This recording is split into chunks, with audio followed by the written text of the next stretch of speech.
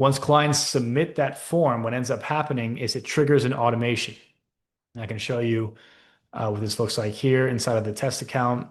I like to set things up, uh, all the automations inside of Go High Level for this specific system because it just makes things easy.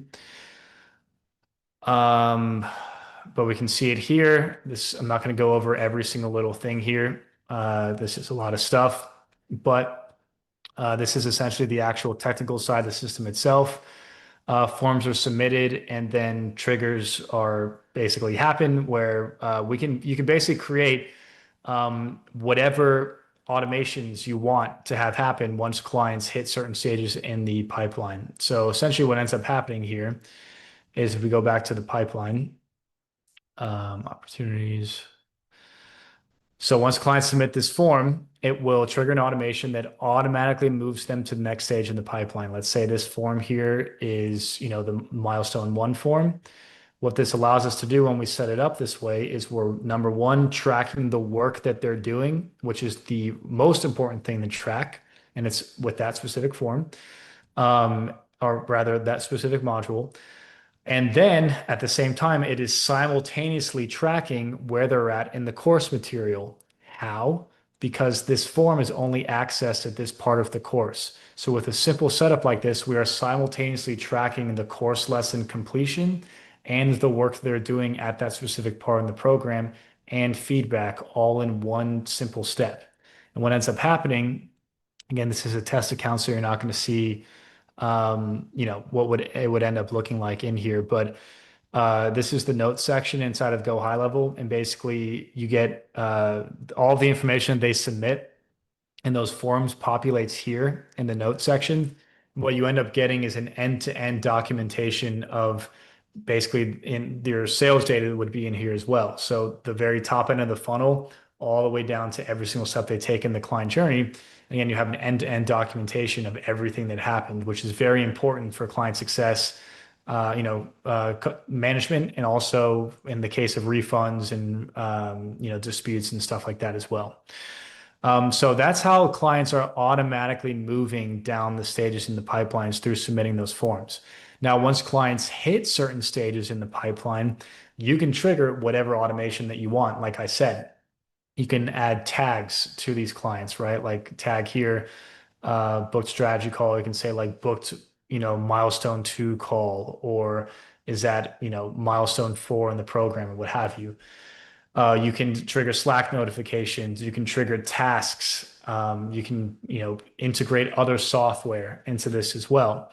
And so the way that this ends up working essentially is that when clients hit certain stages, tasks are given to either your client success manager or to you, and they show up in a smart list inside of Go High Level. And a smart list is basically a list of clients, and there's tasks associated with each client. And their workflow is basically to log in to Go High Level, pull up the smart list, turn off their brain, and just do what the system tells them to do so nothing slips through the cracks. It's literally that simple. And so when we have enough data running through this pipeline, we'll know when clients are most likely to convert to specific things that we're driving, such as case studies, testimonials, referrals, and back-end sales, right? And so let's say, for example, once we get enough data running through the pipeline, we know that there's a 60% chance that a client converts into a referral at milestone 3. Once we get that data, we will then update the system and create that task. And once they hit that stage, that task would get assigned automatically to either ourself or the CS team. And it would say, go get that referral, right? And again, this is a data-driven, systematic way to drive back-end conversions. The same thing can be true as well in refining your program, right? If we know that certain clients are getting stuck at stages, and you'll know because you'll see a bunch of cards stacking up at, say stage 2. And we know that stage 2 is, module 2 in the program. And we're also having them submit forms. So we're collecting feedback. We know like, hey, everyone's getting stuck here. Maybe the course lessons aren't good enough. Maybe there needs to be a one-on-one call here. Maybe they need some type of software solution or AI solution or a cheat sheet or a template or what have you. But the system is breaking right here. The time to value is increasing. and we are reducing the value of our program, the more the people stay stuck. And what this does is it creates a real feedback loop, right? And a feedback loop is kind of like a little bit of a jargony term that people use that doesn't have much of a meaning. But in this case, it does, right? Like if people are getting stuck at the stages in your pipeline, you know that something's breaking and you need to fix it. Another thing that we build into the system as well is that if people stay in certain stages for too long, like we know they should be at like milestone 3 by week 3 or what have you, then that'll trigger an alert to the CS team to reach out to that client and get them, like I said, what their role is, moving down the client success pipeline the same way that a lead would move down a sales pipeline. And that's honestly pretty much it. You create your client journey. You then map it into your client success system. You set it up with the way that I showed with the automations, and your clients will just start moving down the pipeline automatically. Tasks will get automatically assigned to you if clients are slipping through the cracks or if they're hitting certain stages that drive backend conversions. And it allows you to basically have a maximally efficient client success system. I've been setting up systems like this for over 5 years. I've tried a bunch of different versions of this. This is the only system that actually works design-wise. It's in the form of a pipeline. I don't care if you build it in Go High Level. I don't care if you build it in Close. I don't care if you build it in HubSpot. I don't care if you build it in Asana or Airtable or Google Sheets or Notion. It doesn't matter. All of it works. But what needs to remain true is the design of the system itself. And it's everything I just described here. So, um, another thing and I'll say this too, the reason why I like using Go High Level for this, number one, everyone uses Go High Level and it makes it very easy to import snapshots into my clients' accounts, which basically just means that they download the system intact and they just have to customize it to themselves, like including the automations are all get like intact and done for you. Um, and then the other thing about it as well is, again, this is a sales pipeline, right? So you can add deal values to these specific stages. And like, let's say, for example, um, you know, your backend offer is worth 25K, let's say, right? That deal value would increase as they move closer and closer to realizing that 25K value.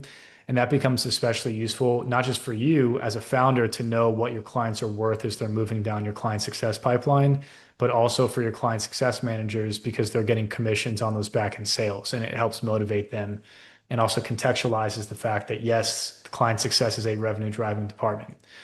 Um, so yeah, that's the client success system in a nutshell. If you haven't built systems before, it can seem like a lot, but it's very, very simple.